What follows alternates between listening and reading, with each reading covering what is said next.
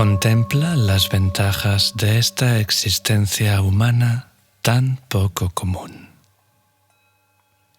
De todos los seres vivos estudiados hasta este momento por los científicos modernos, solo de los seres humanos se puede afirmar con seguridad que tienen la capacidad de elegir deliberadamente la dirección de sus vidas y de discernir si sus decisiones les conducirán a los valles de la felicidad pasajera o al reino de la paz y el bienestar duraderos.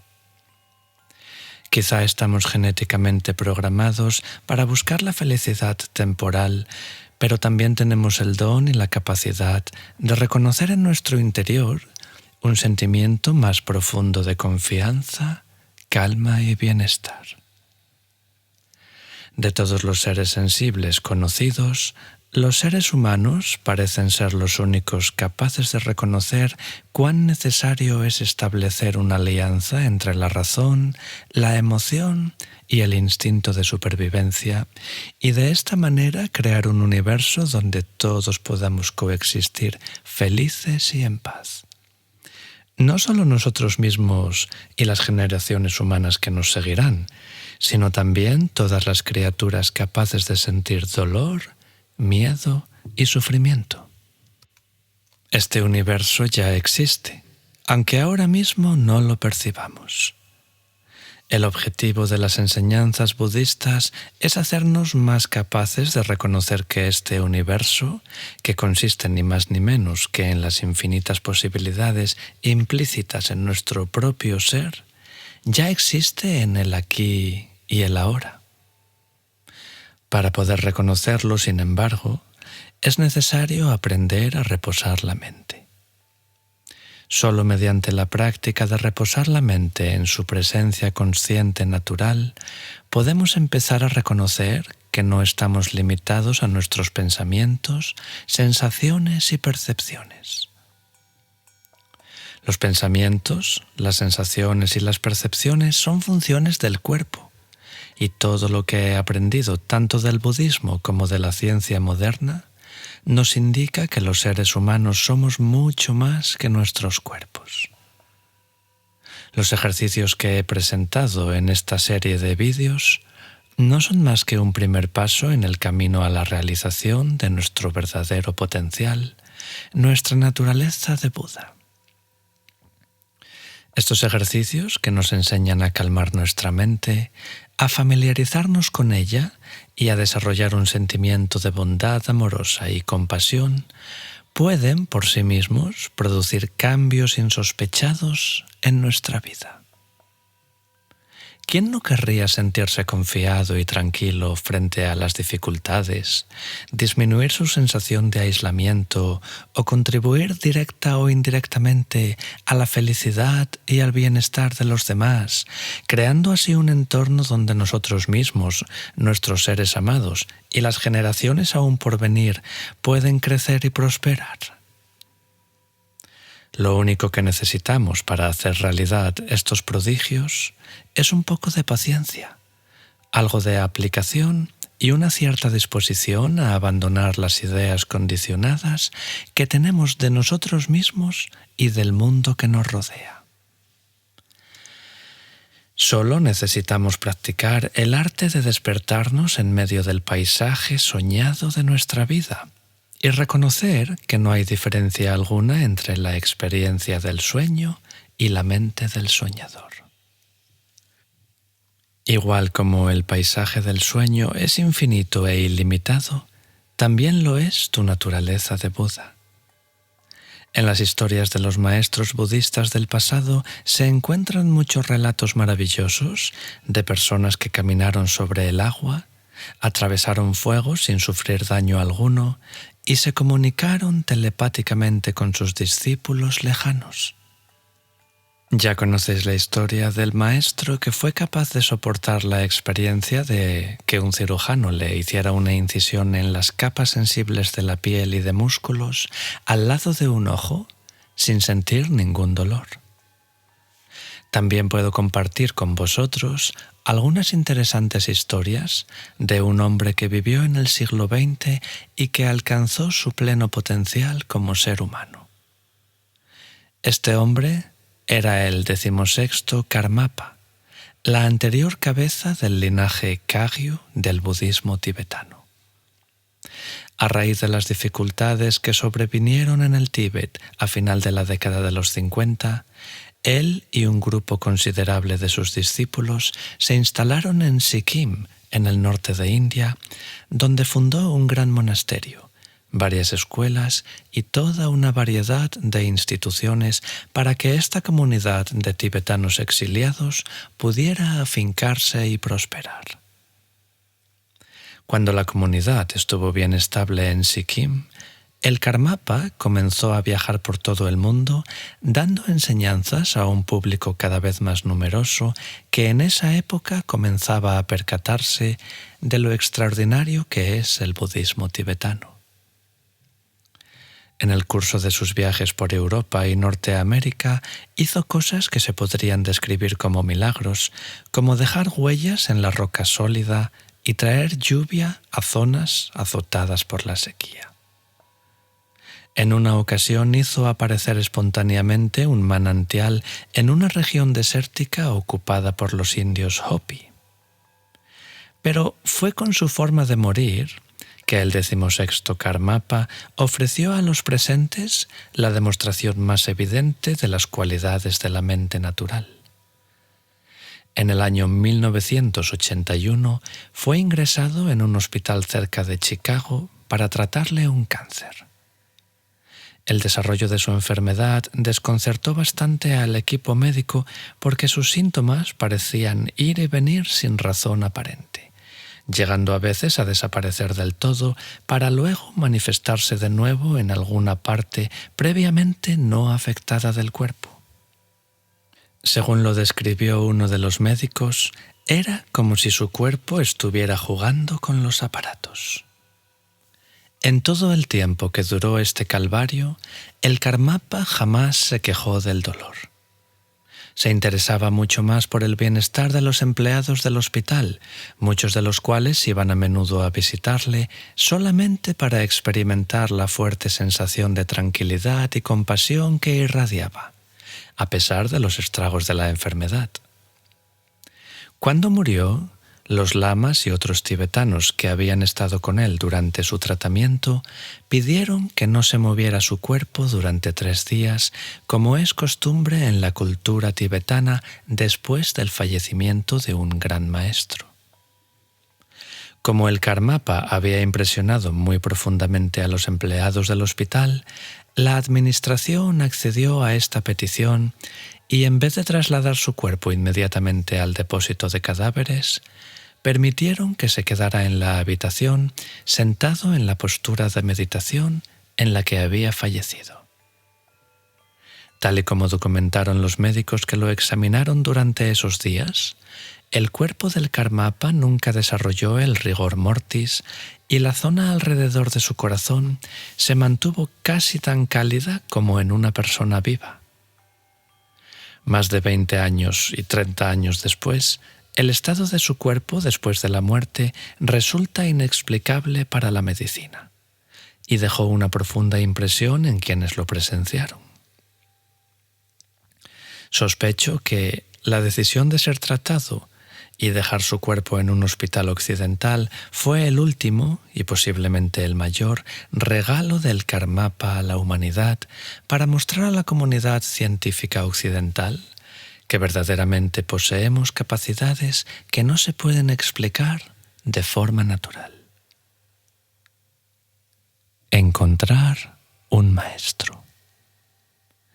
Es necesario que te guíe un auténtico mentor espiritual.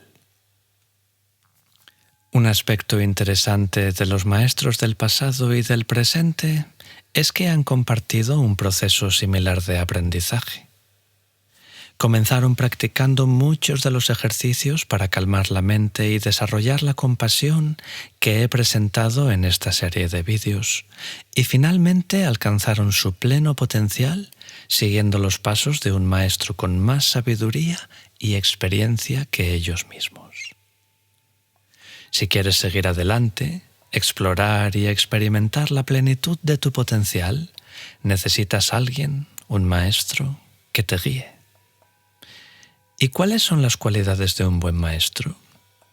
Bueno, pues para empezar, tiene que haberse formado siguiendo un linaje, ya que de lo contrario podría estar inventándose por orgullo sus propios estilos y reglas de práctica o perpetuando alguna comprensión errónea de cosas que ha leído en libros. Además, ser guiado por un maestro formado en una tradición con un linaje establecido tiene una fuerza propia, sutil pero importante, debido al poder de la interdependencia que expliqué en la primera parte. Cuando trabajas con un maestro que pertenece a un linaje, te vuelves parte de la familia de ese linaje. De la misma forma que aprendiste lecciones tácitas pero valiosas de la familia que te educó, recibirás lecciones de un valor incalculable simplemente observando e interactuando así con un verdadero maestro. Además de haberse entrenado en las disciplinas de un linaje específico, un maestro cualificado debe ser también alguien que muestra compasión y que con sus acciones demuestra de forma clara pero sutil su propia realización sin jamás mencionarla directamente. Evita a los maestros que hablen de sus logros, porque alardear de semejante manera es una señal segura de que no han logrado la realización en absoluto. Los maestros que tienen verdadera experiencia nunca mencionan sus propios logros. Más bien suelen hablar de las cualidades de sus propios maestros. Sin embargo, puedes reconocer sus cualidades en el aura de autoridad que les envuelve, como la luz que se refleja en una pepita de oro. No es necesario ver el oro mismo, basta con ver su resplandor dorado. Elegir la felicidad. La intención es el karma de la mente. Solo tienes que observar a un niño que juega con una videoconsola, obsesionado con apretar botones para matar enemigos y ganar puntos, para ver lo adictivos que pueden ser estos juegos. Ahora, da un paso atrás y contempla cómo los juegos económicos, románticos y de todo tipo que has estado jugando como adulto son exactamente igual de adictivos. La diferencia principal entre un adulto y un niño es que el adulto tiene la experiencia y la capacidad que le permiten dar un paso atrás y tomar distancia del juego. El adulto puede, si así lo desea, observar más objetivamente su propia mente y de esta manera desarrollar un sentimiento de compasión por las demás personas que no han sido capaces de hacer esta elección. Como ya he explicado, cuando tomas el compromiso personal de hacerte cada vez más consciente de tu naturaleza de Buda, inevitablemente verás que se producen cambios en tu vida cotidiana. Algunas cosas que te inquietaban pierden su poder sobre ti. Te volverás intuitivamente más juicioso, más calmado y más abierto de corazón. Empezarás a reconocer los obstáculos como oportunidades de crecimiento y a medida que tu sentimiento ilusorio de limitación y vulnerabilidad se desvanece paulatinamente, descubrirás, oculta en las profundidades de tu ser, la verdadera grandeza de lo que realmente eres. Y lo mejor de todo, cuando comienzas a ver tu propio potencial, empiezas también a reconocerlo en todas las demás personas. La naturaleza de Buda no es una cualidad especial al alcance de unos pocos seres privilegiados. La verdadera señal de haber reconocido tu naturaleza de Buda es comprender cuán ordinaria es y ver que todos los seres vivos la comparten, aunque no todos la reconozcan en sí mismos.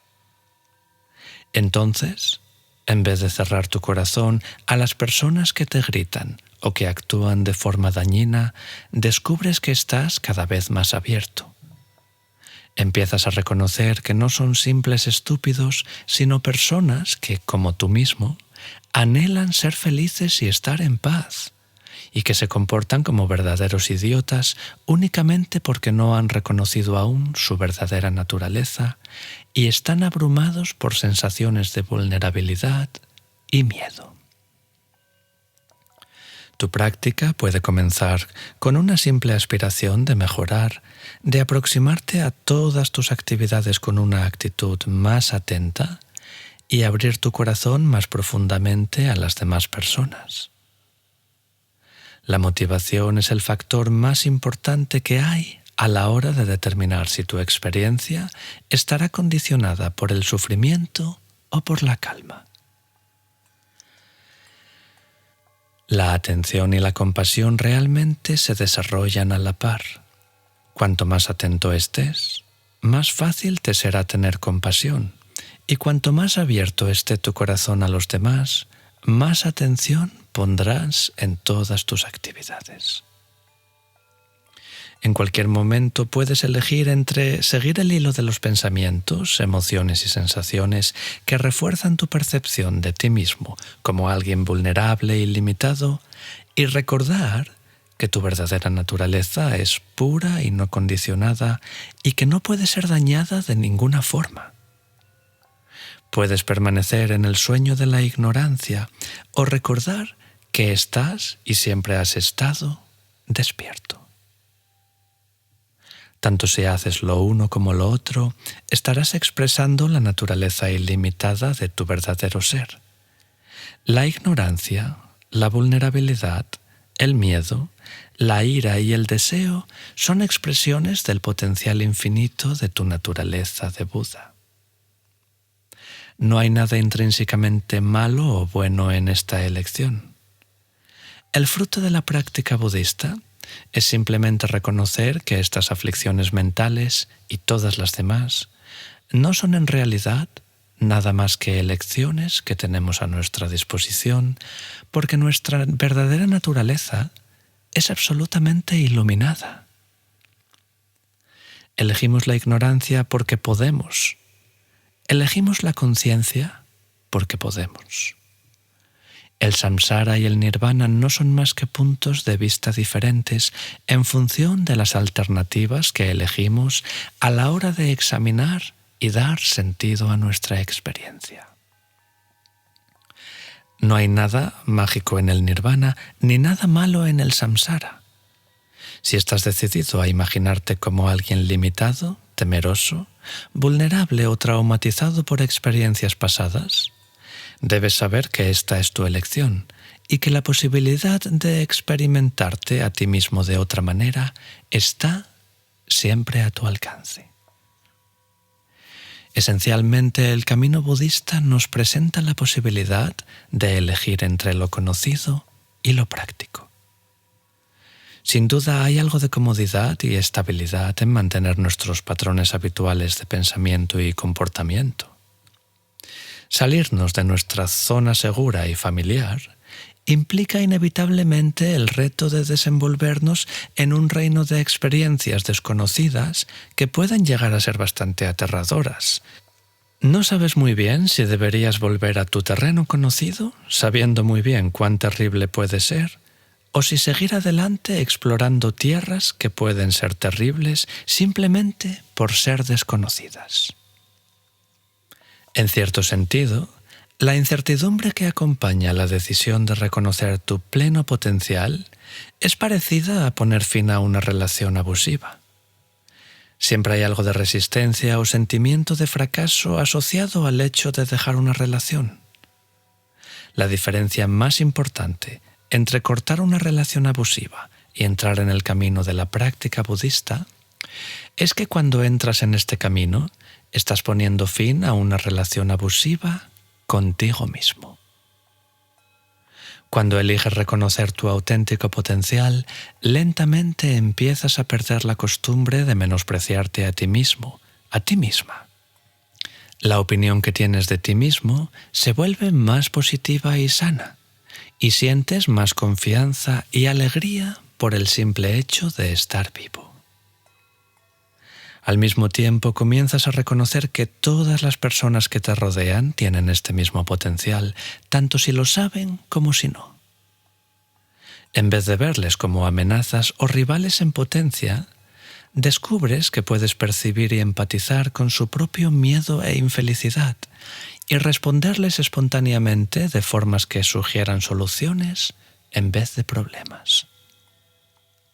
En última instancia, la opción de la felicidad se reduce a la elección entre la incomodidad de hacerte consciente de tus propias aflicciones mentales y la incomodidad de ser gobernado por ellas. No te puedo prometer que siempre sea placentero reposar en un simple estado de conciencia de tus propios pensamientos, sensaciones y percepciones, y reconocerlos como las propias creaciones interactivas de tu cuerpo y tu mente. De hecho, prácticamente te puedo garantizar que contemplarte de esta manera será algunas veces extremadamente desagradable. Pero lo mismo se puede decir de cualquier actividad nueva que emprendamos, ya sea ir al gimnasio, empezar un trabajo nuevo o hacer una dieta. Los primeros meses siempre resultan difíciles. Cuesta esfuerzo desarrollar las capacidades necesarias para hacer bien un trabajo. Es difícil motivarnos para hacer ejercicio físico y no es fácil comer sano todos los días. Pero con el tiempo, las dificultades disminuyen y descubrimos un sentimiento creciente de satisfacción o de logro a la vez que tu propia sensación de ser se transforma. Lo mismo ocurre con la meditación. Los primeros días puede que te sientas muy bien, pero al cabo de una semana más o menos, la práctica se convierte en un suplicio. ¿Te cuesta encontrar el momento? ¿La postura sentada se te hace incómoda? ¿No logras centrar la mente o simplemente te cansas?